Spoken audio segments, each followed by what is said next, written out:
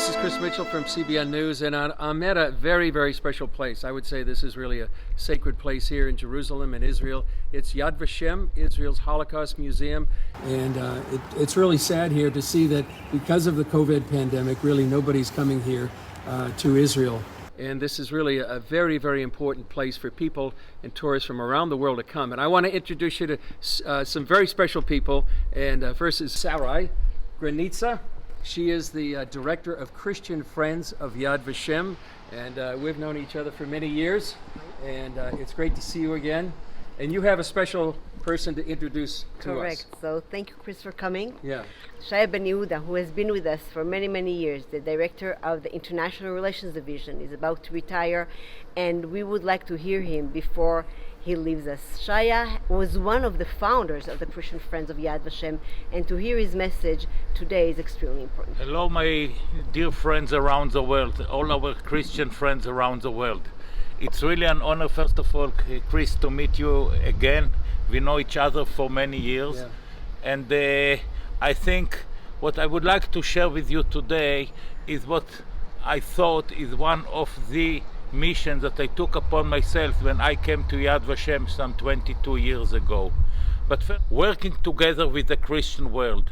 So I would like to go with you to the Avenue of the Righteous among the nations and to open my visit there with you. So please join me to the Avenue of the Righteous among the nations.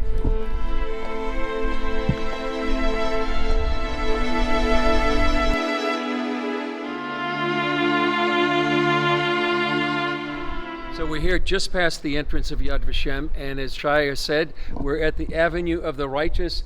Shaya, Among the nations. Among the nations. Why is this so important?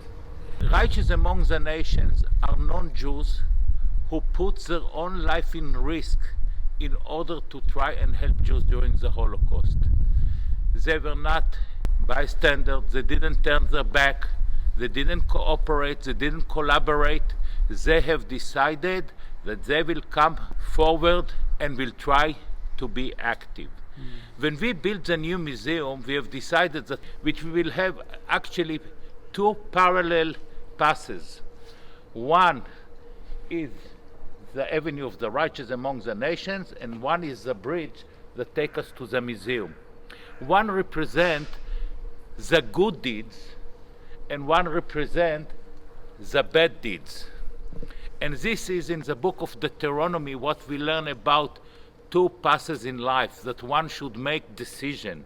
We have always to make decision in life, which path do we walk. Shaya, before we go there, tell us why is the lesson of the Avenue of the Righteous, why is that lesson so important in these days right now? The lesson of the righteous is so important today as in any generation, because it's always a question for each individual. What do you do when you have to make your own decisions? What path do you choose? Do you choose a path of righteousness? Do you choose a path that is represented by the image of the Lord? Or you choose the path of evil? And it can be a decision in small scale or in big scale. When you have your poor neighbor, when you have see atrocity in the street, what do? Do you turn your back, or you stand there and say, no, I am going to stand forward and to help? And I think what we learn from this Avenue of the Righteous among the nations, that people can make difference. And this is a challenge of each of us, to ask ourselves how we can make difference, how we can improve the world.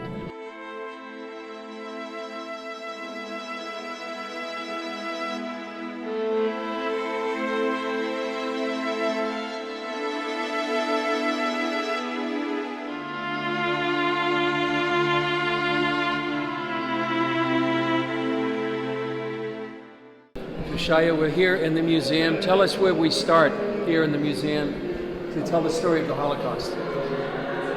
We start here actually listening to children, Jewish children in Munkach, 1938, singing Hatikva. And whenever I see it, I have tears in my eyes. because when you see those children that most of them didn't survive, you understand what was the Jewish world before the Holocaust, what happened to the Jewish world. Then you understand what is our responsibility to learn, to understand, to teach, and to ensure it will not be forgotten. And this is a presentation about Jewish life before the Holocaust and how Jews lived before the Holocaust. We don't have time to see the entire magnificent presentation, but let's stand here for another few seconds just to see how Jews lived before. They lived in diversity, in different places. They tried to integrate. They tried to be part of their societies. They tried to contribute. Some of them contributed tremendously. However, it didn't help them. They were all sent to death. Please follow me.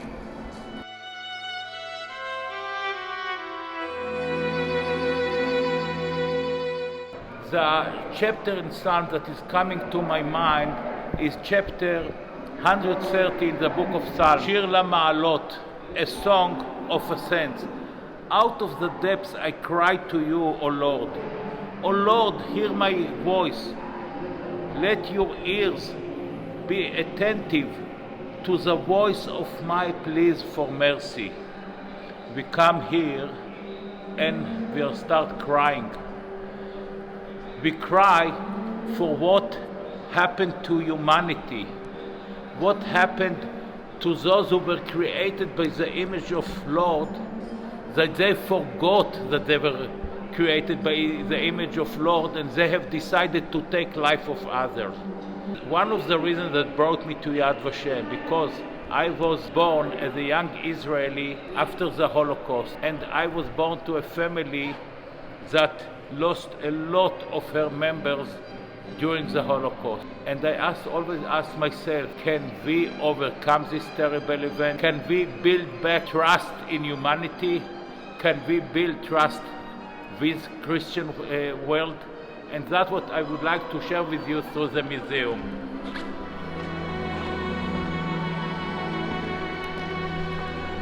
My mother was born in Germany. She grew up before Hitler came to power. But she witnessed what happened in Germany when Hitler came to power. She witnessed how this atrocity was developed. She saw how Jews were taken out of schools, how they were not able to be part of the society anymore. She saw the ideology, and she saw how her father was not able to continue to keep his business in Germany anymore.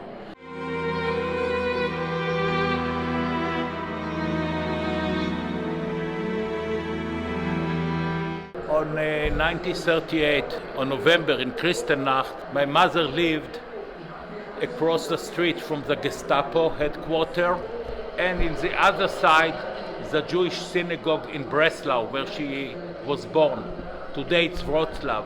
And this synagogue was burned and destroyed on Kristallnacht. And as a child, I grew up with this story, which I heard it from, I think, when I was 4 years old. I heard it again and again, how the synagogue was burned, how they came and took my grandfather from home, first to the Gestapo headquarters, and then Buchenwald came. When my grandfather came back, he was so sick that the family couldn't recognize him anymore. So I left feeling that the Jews don't have friends anywhere in the world.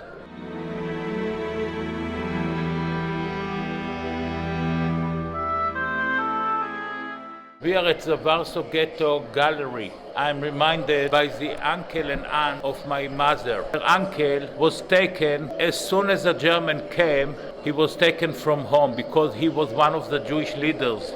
He was a very wealthy man, and he was arrested immediately and was murdered.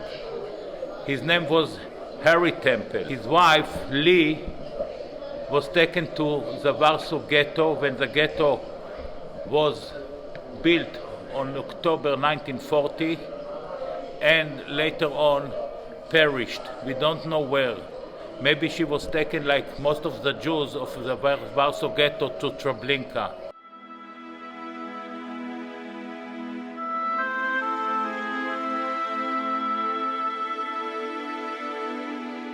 Shaya, first of all, I wanted to say, walking through here, it's just so moving. What happened, it's almost hard to believe that it really happened as horrific as it did. These pictures, these people, these lives that have been lost, it's just horrific. So that's I'm sure the typical reaction of people who walk through here, this museum, and literally going from where we began in the museum here, the Holocaust just got progressively worse and worse. As years moved forward, reality got worse and worse for the Jews. And here we see the story, a little bit of the story of what happened on summer 1941 when the mass murder started. With the Barbarossa offensive on 1941, the German and their partners, their collaborators, and the Einsatzgruppen that follow the armed units of Germany, they have started with the mass murders. And you ask yourself, what crime this baby did? The only crime that he was born as a Jewish child. When we look on those photos and we look who was sitting there, who was sitting around the table in the Wannsee conference, we see that among them were doctors, were pastors, and we have to ask ourselves how those people could participate in this crime, how they took the decision to destroy life, how they have decided that the Jews are subhuman that have no right to exist. And following this conference, the Wannsee conference, the final solution was implemented. Jews were sent to the death camps. Jews were sent death camps that were created by the Nazis in order to kill all the Jews.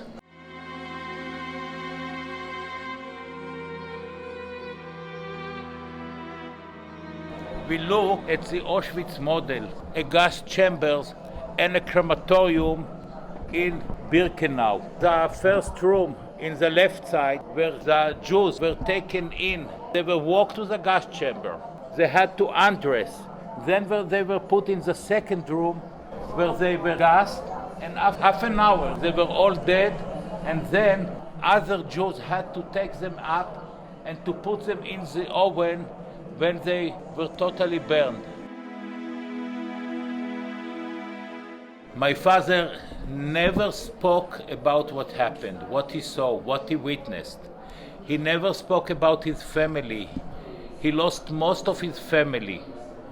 But he only said what his father told him when they were about to go back to Germany and Austria. He said, "You may want to take revenge. However, revenge is only for the Lord." Because my grandfather understood that human being cannot take decisions about life of anyone else. And therefore, my father said, I never participated in any revenge. I just went to see in Europe how I can help those survivors.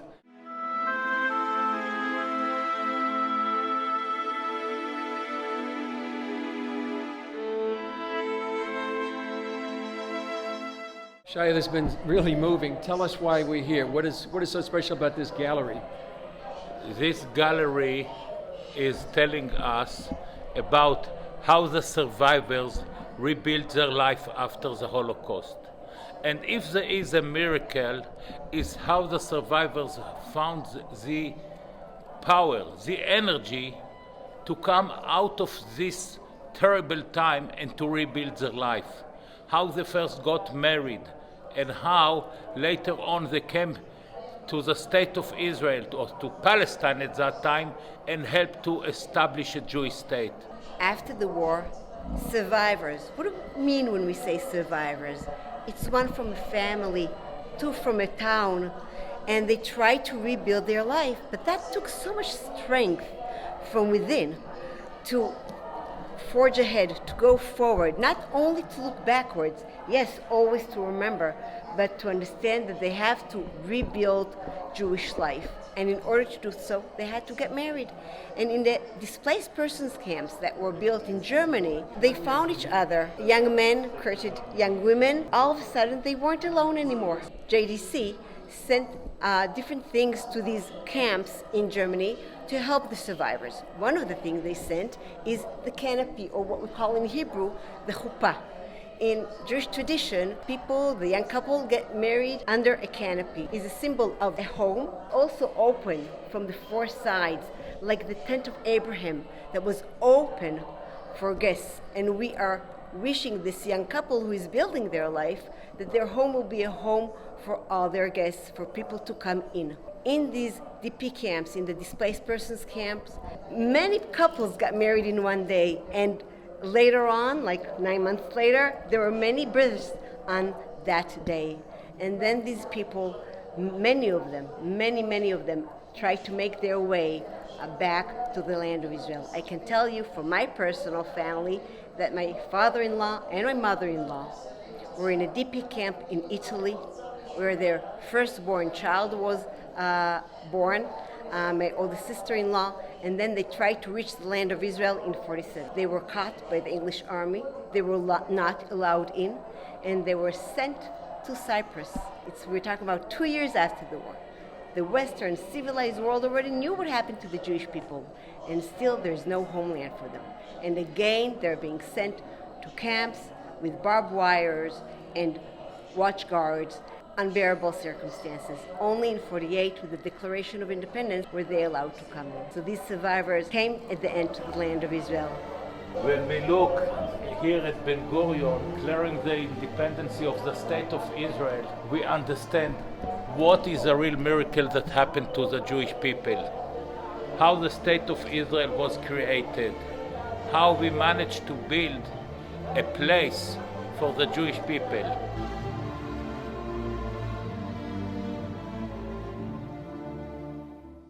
This is a hall of names where we keep the record of each of the individuals who perished during the Holocaust. Yad Vashem has collected till today 4.8 million names of the 6 million people who perished during the Holocaust. And this place was created in order to give us a deep understanding of what happened. 600 images representing the 6 million Jews who perished during the Holocaust, babies, children, elderly, religious, non-religious, all places in Europe. And those names are reflected here in the lower cone.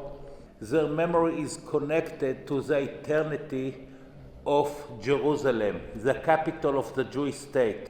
And we shall keep their memory forever. And we shall remember them one by one. Why is the lesson of the Holocaust never again so important in today's world as well? And what should we remember? You know, after the war, the survivors thought we'll never have to talk about anti-Semitism again. But as time passed, I can quote at least one Holocaust survivor, very well known, Professor Elie Wiesel, Nobel Prize winner, who said, I made a mistake. I thought we'll never have to talk about anti-Semitism, but unfortunately we see anti-Semitism rising in the world. We all know where anti-Semitism, or hatred in large, starts. We never know where it ends.